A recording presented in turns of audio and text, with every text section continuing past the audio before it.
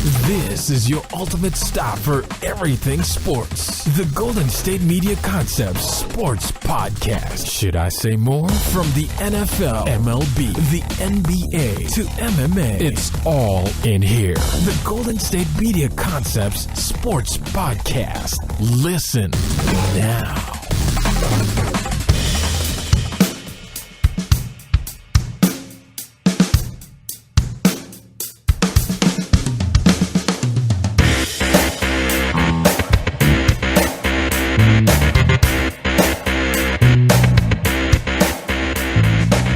Thank you for tuning into the Golden State Media Concepts Sports Podcast. We talk the latest and greatest news in the world of sports.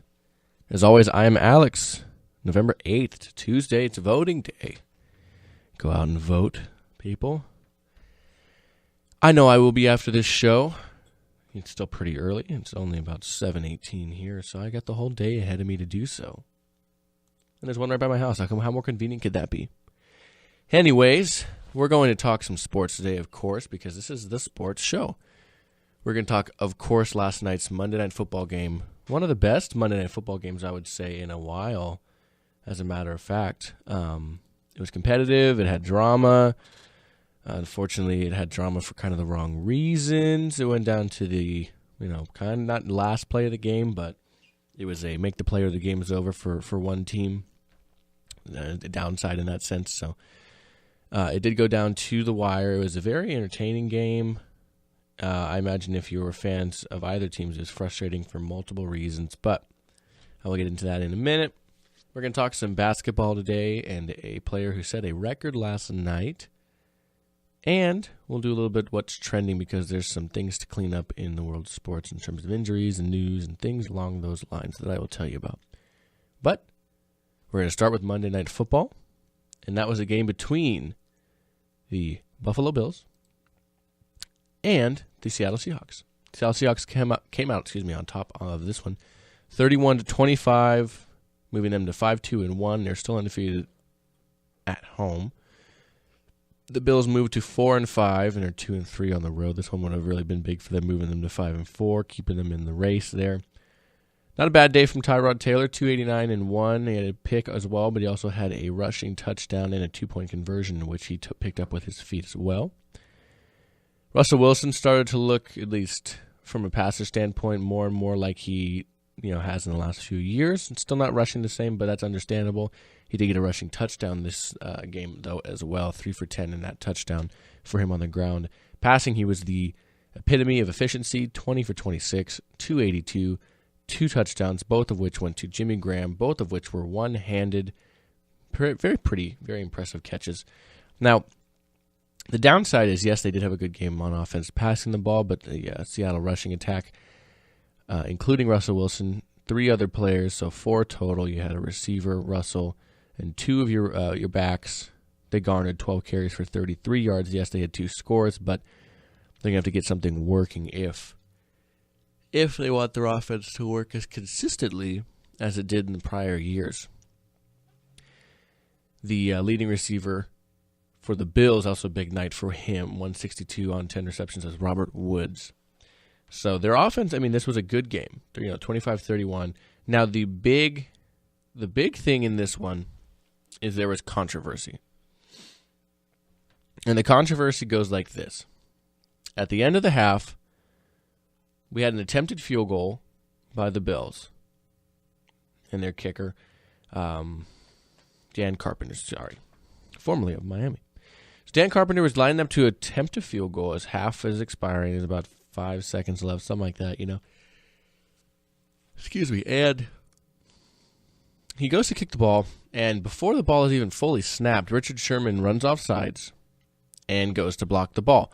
He blocks the ball before it's even really out of the holder's hands, and in doing so crashes into Dan Carpenter and his legs. I don't know what initially this attempt was. It was so obviously offsides, I don't see how he naturally jumped offsides if he was just trying to block a kick. You don't want them to get closer, give them easy points. But what first popped in my mind is, I'm not trying to ever blame anybody for trying to hurt somebody, but you would assume that if he got hurt, he'd have to come out for a play. Or if he got hurt and he couldn't kick the ball, he would have to be removed from the game. So he smashes into him, and Carpenter goes down. He looks like he's in pain. He eventually gets back up, and they call unsportsmanlike, I believe, or at least they should have been unsportsmanlike on Sherman, but instead they call offsides. The ball moves up 5. Then, interestingly, they go to kick the field goal again. But this time, the ball was spotted very slowly. And in doing so, the play clock ran out for the Bills, and the kick became a delay of game. The delay of game pushed them back 5 more yards, and on that delay of game, he still kicked the field goal. But they delay game 5 yards back, so they're back to the original spot of the ball, I do believe. And then eventually he missed the 54-yard field goal on the final play of the half. Sherman gets away with the unnecessary roughness penalty. The delay of game was caused by officiating crew standing over the ball too long. And here we sit now. At halftime, score is 17-28 at that point. The big difference in this one kind of came down to that play, because they would have been down 3 as opposed to a total of 6, and they would have had to go for the touchdown to equalize the game. They could have more, been in a position to tie it. And I feel like as a Bills fan, that must be really frustrating, because that was clearly it was a unnecessary roughness penalty. Sherman just ran off sides. He bolted right into his lower half, which for a kicker, you imagine that's not where you want to get hit, let alone probably not wanting to get hit in general. And it just must have been very, very frustrating for them as a franchise and the fan base, because I know I would have been very frustrated. They were every bit in this game at the moment, and they kind of get hosed on 2 calls on 1 play, that really would have made the game more manageable for them. So, unfortunately, that's how it's going to get looked at. It's going to get dissected all week. It's going to get looked at all week. Richard Sherman didn't seem to care one bit. And this is, it didn't look like he tried to block the ball. It looked like he tried to go for Carpenter's legs. That's all it looked like to me. But I'm not going to overanalyze it more than it is. They go to the second half. The scoring ceased until the 4th, in which Buffalo kind of handled it there. But unfortunately, they do end up losing. And I feel like it was a very entertaining game. It really was. Good offensive play, not bad defensive play. It was impressive from the Bills to go into CenturyLink and play the way they did. And it was impressive for the Seahawks offense to get going in a sense. Unfortunately, the run game definitely didn't get going, but you look at it the way it is. The Seahawks continue to win at home. Buffalo, unfortunately, can't win a close one on the road. They had issues late in the game. Eric Wood left this game. He injured himself, and they gave up 2 sacks on their drive late in the game to try to win this one. And then, what really killed them was they had a sack on 3rd down that pushed to the 4th down, and they ended up coming out from about the 15-yard line. Sherman again had what looked like a penalty. They were about from the 15-yard line. There was kind of streaks, turn around and make a play, make a move somewhere. And he just knocked the receiver down almost like a hit stick kind of Madden tackle, pushed him down, which should be illegal contact. But, again, nothing was called. So I'm not really sure how to look at this game. I guess you have to look at it as the Seahawks got a win and the Bills didn't. Seattle won its 11th straight Monday night game behind a pretty big game from Jimmy Graham. His first pretty solidly big game with the Seahawks since coming over from the Saints. And they're going to use that to head into next week. The Seahawks, again, undefeated at home, where, it's so hard to play from the get-go already, if you look at it that way. Excuse me, but they do go on to play. They are playing the Patriots this week in a Super Bowl matchup from a couple years ago. They are playing in Foxborough, so that should be a good game for a team that's playing very, very well lately. The Patriots, of course, Tom Brady is just on fire, and that is Sunday Night Football next week, actually, too. It's gonna be a good game. In my opinion, at least, it's gonna be a good game. I probably want to say, with the way the offense is up and down with the Seahawks, I want to say I'm going to give it to the Patriots, but we'll talk about that, I'm sure, later this week. The Bills, they go on to face the Bengals up in Cincinnati, but they have a bye week first before doing so. So, get some movement back going. In their division, they are currently in third place behind Miami, who's 4-4, but Buffalo is sitting at 4-5. And, of course, New England sitting atop that division at 7-1. The East looks pretty strong in New England there for them. We're going to take our first break. We're going to come back. We're going to talk some basketball here in just a minute at the Golden State Media Concepts Sports Podcast. Tired of searching the vast jungle of podcasts? Now listen close and hear this out. There's a podcast network that covers just about everything that you've been searching. Hey! The Golden State Media Concepts Podcast Network is here. Nothing less than a podcast bliss with endless hours of podcast coverage.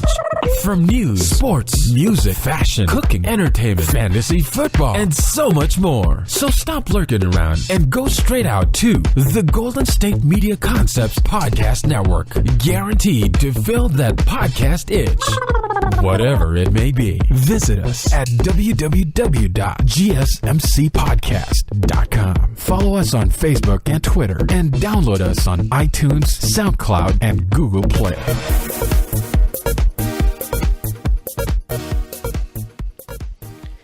And we are back here at the Golden State Media Concept Sports Podcast, and it's time to talk some NBA, and somebody who set an NBA record last night, and that is Steph Curry. Surprise, surprise to anybody who would think it'd be a weird or surprising for him to set a record in the NBA. Steph Curry made 13 three-pointers last night, an NBA record he now has shared. 13. He's on his way to 46 points. 3 days after his league record streak of 157 games with at least 1 3 was snapped when he did not make a 3, failed to make 10. Over 10 in their loss to the Lakers. It was a hard game for everybody, I'm sure, in that one. But Curry was 13 for 17 from beyond the arc in his 7th career game with double digits in terms of the three-pointers. He broke the mark with 2:23 left to go in the game. So it didn't even take him the whole game. He previously shared that, as I was mentioning, with Kobe Bryant and Donyell Marshall at 12. So he had currently tied the previous record before making his own record last night on his way to, like I said, 46 points. Played pretty well. He had 3 offensive rebounds, 2 defensive rebounds, so he had 5 total there, 5 assists. He has 2 steals. He's playing well. Not to be outdone, Kevin Durant added 22 points there. 8 shots made on the night, only 1 three-pointer. It's funny, nobody attempted more than 7, and that was Clay, who hit 2 of his 7, and Steph made more than the next highest attempted there, obviously with 13. So impressive from him. They went on to beat the New Orleans Pelicans, who are still winless, 116-107. Golden State moves to 5-2 after a kind of slow start, losing to the Spurs and the Lakers in the last few weeks. New Orleans 0-7 as it stands. Anthony Davis still being kind of the leading catalyst in terms of scoring points for the Pelicans with 33 last night. He made 11 of his 18 shots from the floor, only attempted 2 3-pointers because, he's a bigger guy. He doesn't always shoot the threes, 1 for 2, so not bad. 10 of 13 on his free throw attempts, so that is very good. He had 12 rebounds on the defense side of the ball, 13 total. Pretty good game for him. Unfortunately, they just can't find a way to win there on the New Orleans side of the ball. They can't put it together, and that's the unfortunate side of it. He is playing very good basketball, and the only thing they have to show for it is now they are 0-7. We move to another team that is still winless, and that is The Philadelphia 76ers, who are 0-6 on the year, losing to the Utah Jazz, their sixth loss of the year, losing to them 109-84. Not a tight win there for them. 24 of the most points they scored in one quarter last night, only putting up 19 and 18 respectively in the second and third. The leading scorer was Joel Embiid with 14 points.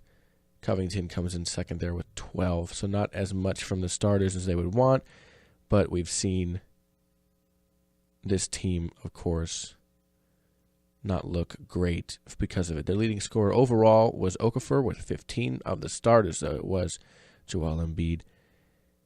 And again, we see the 76ers start winless to start the year.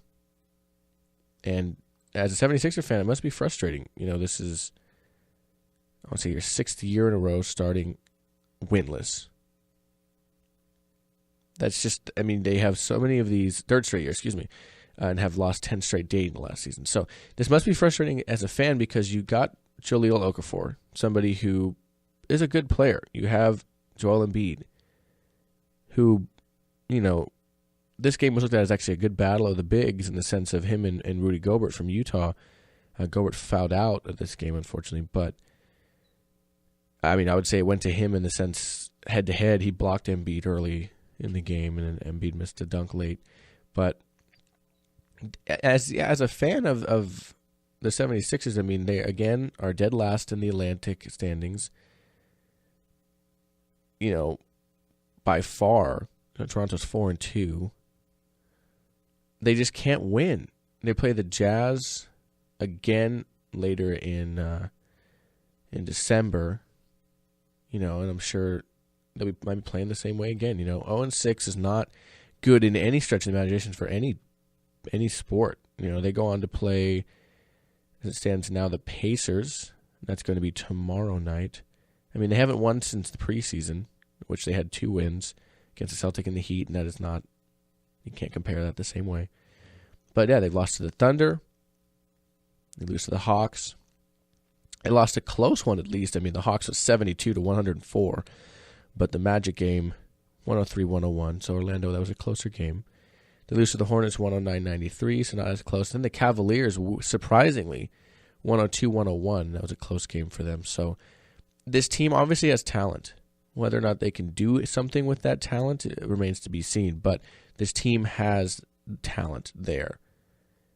And from that moment, from there, they're going to have to decide how they want to go about the rest of this year, because you can have as much talent in the in the world as anybody, but if you're not winning games, there's going to be turnover in the front office and on the team and the coaching staff, whatever. It's going to be something that's going to happen. And one other game to look at from last night is we had the Detroit Pistons losing to the LA Clippers 114-82. Another one of those teams I'm kind of going through here that are contenders or pretenders in the sense of the Sixers there, pretend to be a good team at times. The Clippers' leading scorer on the night was Chris Paul with 24, followed by J.J. Redick with 20. Griffin closed the pack up there with 13. Leading scorer on the Pistons for the night was Andre Drummond with 15. Just kind of a beating, 114-82, that's a big loss. They're outscored in all but the last quarter, and of course, when you have that big of a lead, that can happen. But it's not like they scored little. They outscored by 6 points in that one, as opposed to outscoring them by multiples, especially in the first. At the end of the first, it was 33-15, outscoring them by more than double. The Pistons score in the first, but the Pistons are still looking okay, 4-3. They have yet to win on the road. The Clippers are currently 6-1 on the year. Their only loss coming at home. Not a bad looking team, the Clippers. It's gonna be interesting if they can make a run, to the finals this year. Obviously, everybody's just sending it off as Warriors, Cavaliers Part 3. I don't think it's that easy. I think teams are a lot different, around April than they are as it stands right now in November. So we'll look at it in that sense. And I think the Clippers have a chance. They're a good team. They're a sound team when everybody's playing well. when you're getting the rebounds like they did last night from Jordan, he had 10 defensive rebounds for the team. When you're getting the assists from Chris Paul, he was actually second on the team with 8 last night behind Griffin, who had 9. So when you're getting the rebounds from him and Jordan, you're getting the assists from Chris Paul and the points that he puts up, Redick is a good facilitator and a scorer there from the shooting guard position. This team is not bad. It really isn't. And we'll see if they can make some noise as the season moves forward. Like I said, they are 6-1 as it stands right now.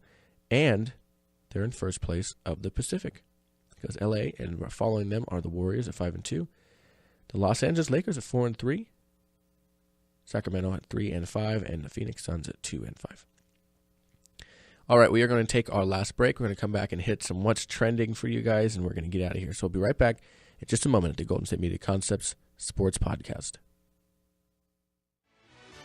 Are you looking for help for your fantasy football team? Check out the GSMC Fantasy Football Podcast. Get today's best advice on who to start, who to sit, even who you should draft. From sleeper picks to red-hot lineups, they got it all covered for you. That's gsmcpodcast.com/fantasy-football-podcast. We'll cover traditional leagues, dynasty, PPR, even IDP leagues. When you need fantasy help, there's just one show to hit up. Don't forget to like them on Facebook and follow them on Twitter. Visit gsmcpodcast.com for more info.